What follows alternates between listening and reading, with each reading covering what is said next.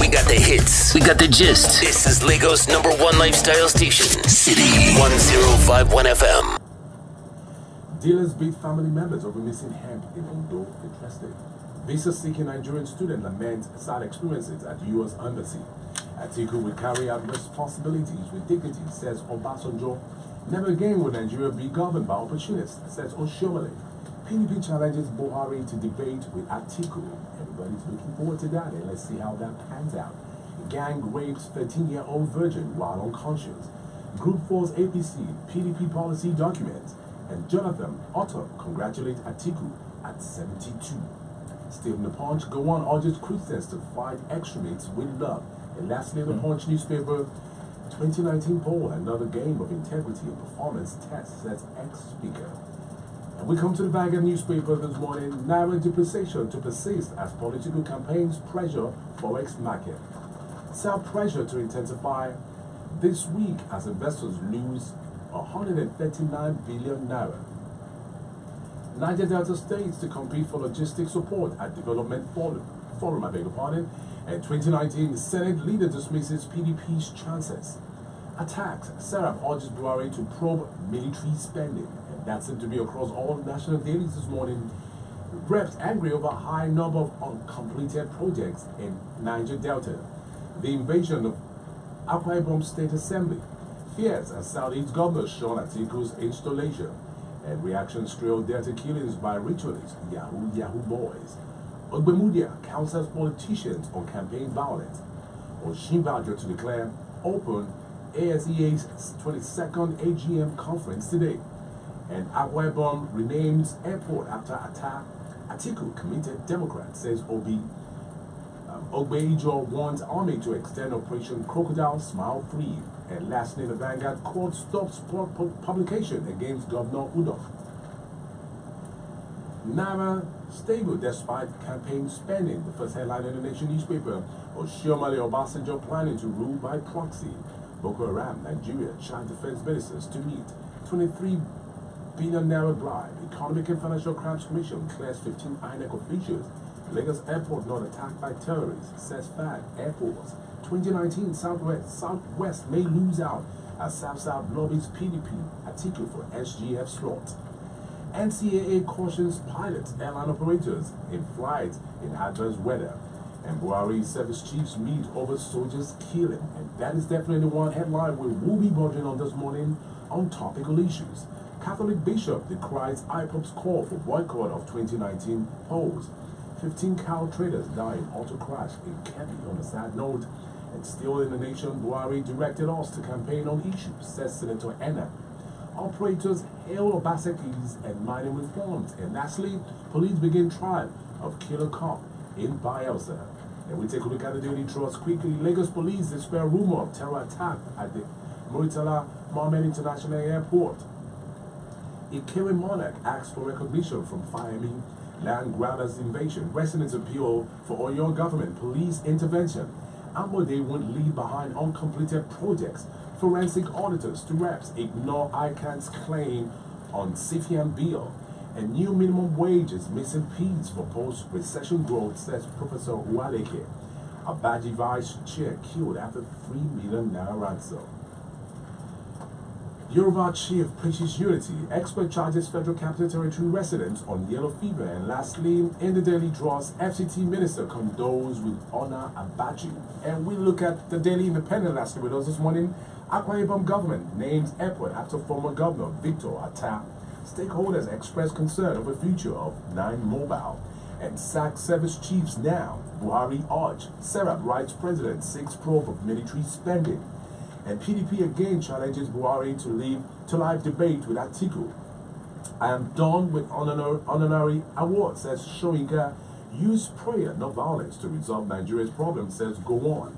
15 cow traders die in Kebbi auto crash. And lastly, in the Daily Independent, APC Northeast governors, lawmakers, others meet on how to defeat Atiku. And SGM urges aggrieved members to forgive and forget. Lagos City, Nigeria, these and more making headlines. And some of our national dailies we have with us this morning. You can go out there, pick up a copy, and read the full details of the headlines just read out to you. But in the meanwhile, we'll be back at exactly past 10 minutes past 7 o'clock on Topical Issues. Be part of the conversation online on Twitter, hashtag Topical Issues, and tweet at City1051. And you can also send us your WhatsApp messages to 09099164403. Good morning, Lagos. City 1051 FM. The issues as it affects us as a people. And the few things that happened over the weekend, we'll definitely have a recap, a review of those things this morning right here on Topical Issues. You can be part of the show simply online, hashtag Topical Issues, and send your tweets at City1051. And you can also send us your WhatsApp messages to 09099164403. Welcome to Topical Issues, Lagos City, Nigeria. And joining me this morning for the first time on a Monday morning is none other but Nejeeb. Good morning, Nejeeb. Good morning, Benny. Good morning, Lagos. Good morning. How was your weekend? It was okay. It was okay, right? I mean, so much of blackness happened over the weekend. Black Friday. And you know, the Black Black Friday also. Well, the Black Friday was rowdy. I went to one of the shopping malls and I was almost. It was almost I couldn't a wait to stampede leave because I went. Me too. On Friday, I went for lunch in one of the malls around there. Like, okay. Yeah. I'm like, nah. I think it's a good thing for them to want to discount prices, but then crowd control is very important. Crowd control very important. Now let's move on to some other important things this morning from our national dailies and issues that happened over the weekend. Lagos City is Topical Issues. Now the recent onslaught on the military by Boko Haram insurgent has compelled Boko Nigerians to call for the immediate sack of service chiefs to enable the government infuse fresh blood and ideas into the system, especially the anti-terrorism military campaign. Now, those who spoke reports about the killings that happened, the ceaseless killings going on in the country, saying the development had reached a point where the country's security chiefs should no longer justify their stay in office. What is your take on that? These people, do they even know who the service chiefs are? Our service chiefs are good. Burutai, Olonisaki, and Abubakar Sadiq, the chief of air staff. They are very good men. They are about the best. We need people like Burutai up front there because he's the kind of person that can deal with Boko Haram ruthlessly. The problem we're having with this Boko Haram issue is coming from above those service chiefs. It's coming from the commander-in-chief. Now, this attack, the Metele attack, which recently happened, it didn't happen just this weekend. It happened the upper weekend. It happened about the 19th of November. Yeah, and that was that's the killing of over 70 soldiers of the 157 Task Force Battalion in Metele, Borno State, by invading Boko Haram insurgents. Many of the soldiers say were also injured, while some undisclosed numbers were still missing. Yes, a lot. We believe more than 100 soldiers were killed because there were even soldiers that were killed on Tuesday. And remember, on the 19th was the day they were launching the next level, the president's next level, and these service chiefs were invited. Were present at the launch. Yes, they were there. And they must have been invited. A lot of them were there. And some critics complained that, why are the service chiefs at this event? And let's remember that Boko Haram plans, they strategize. They know when best to attack. People are saying, why should they sack the service chiefs? There has been issues from 2016. It was 2016 the president received the Boko Haram flag and they gave him the personal Quran of Shekau and said they had routed everybody in Sambisa. They had virtually won the war. What's happening now? The problem is coming from above those service chiefs. The president needs to sit up or just call it quits. So are you saying sacking of the service chiefs is not the solution the panel said to what we're experiencing right now, the ceaseless incessant killings? If you are talking about the chief of army staff, Burutai, he's the best man for the army up front there. If you are talking about the Air Force, you're talking about if you're talking about the Air Force, you're talking about Abubakar Sadiq.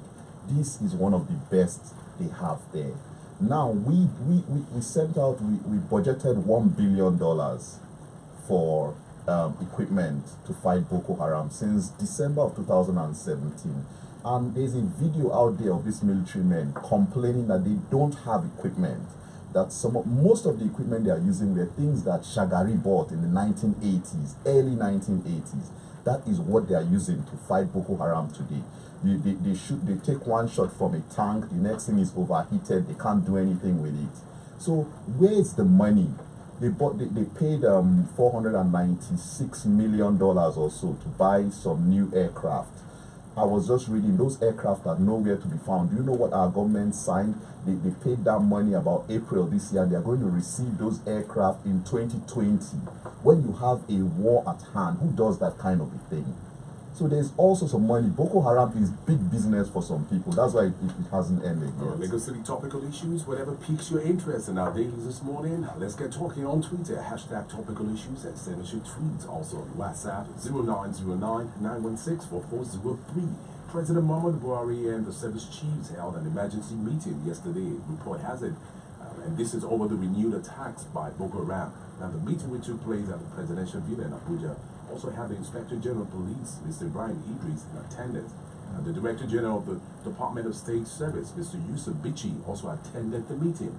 Insurgents in their latest attacks in Metele, a village in Borno State, reportedly killed over 100 soldiers. Now, the personal assistant to the president of the new media, Mr. Bashir Ahmad, confirmed the meeting through a tweet on his Twitter handle, Bashir Ahmad. Now, he tweeted, all the service chiefs, IG of police, and DG of DSS were at the State House this morning, he said. Now, as President Muhammadu Buhari said yesterday, in the coming days, they will be engaging the military and intelligence chiefs in extensive discussions on the next step which shall be taken. On the next step we shall be taken. See, first, the president said he was shocked. I saw it yesterday on his social media account. When was he shocked? Yeah, that's on Saturday. He stated that Buhari was in deep shock over the Metele attacks. The main attack was on Sunday. The upper Sunday, 19th. Was he shocked on Monday or was he shocked by Friday? How can the commander-in-chief, 100 soldiers were killed, and you are getting shocked on Saturday? And you are saying you are going to make sure you correct those things that caused the problem. The correction is stop politicizing the military. Stop carrying them to do what they shouldn't be doing. As a one-time general. Yes, stop doing that. Now, when it comes to, if there's anybody who should sack, by the way, it should be the IGP. The IGP is the weak link in all of this. There's a lot the police should be doing in terms of fighting terrorism. The head of DSS, I don't know much about him. DSS is kind of a secret of mine, so I don't know much about him, and it's okay. But then the police, the IGP, we're talking about Boko Haram has infiltrated the army, possibly the government. I don't know. Well, how have we infiltrated Boko Haram? Do we have spies inside their organization? Is it forbidden for us to have people in there finding out information? But I don't think there's anything much they can do. They've spent 4 years, they've spent billions of dollars, they've made they made some progress initially up to 2016, then they started regressing. I don't know, it's money, it's a lot of money moving around. Topical issues on CT 1051 FM. The sound of Nejeeb this morning as our in-house analyst. You can also join the conversation on socials, on Twitter. Just hashtag topical issues and send your tweets and also your WhatsApp messages to 0909-916-4403. At exactly 7:25 a.m., we will open up the phone lines, but still a few more headlines as it pertains to the issues of the killings of some of our military men. Now, an anti-corruption group, Socio-Economic Rights and Accountability Project, civil society groups, SERAP, and the opposition parties under the aegis of the coalition of united political parties have called on President Muhammadu Buhari to order a probe into the spending of military budgets from 1999 to 2018. They also called on the president to take before the International Criminal Court all cases of alleged diversion of military funds, including the $2 billion arms funds allegedly diverted during the administration of former President Goodluck Ebele Jonathan. Now, their call followed the attack on the Melete military base in Borno State by terrorists. And the terrorists believed to be fighters of the Islamic State West African province had attacked the army base on November 18, during which scores of soldiers, including a commander and his assistant, were reportedly killed by the insurgents, while others fled and base where others were abducted. the probe. Yes, like I said Is it before, timely? Is it the right thing to be talking about now? Well, if it's something he can do before he leaves office, it's very important, especially the monies. He may not be able to investigate monies from 1999 with the time, but the monies he signed out in 2017, December, he signed out $1 billion from the excess crude account, and he did not get the right appropriation from Senate. Himself and the governors sat down together and they decided they wanted $1 billion for the fight against Boko Haram. In April of 2018, he signed out another $496 million to buy this Super Tucano aircraft.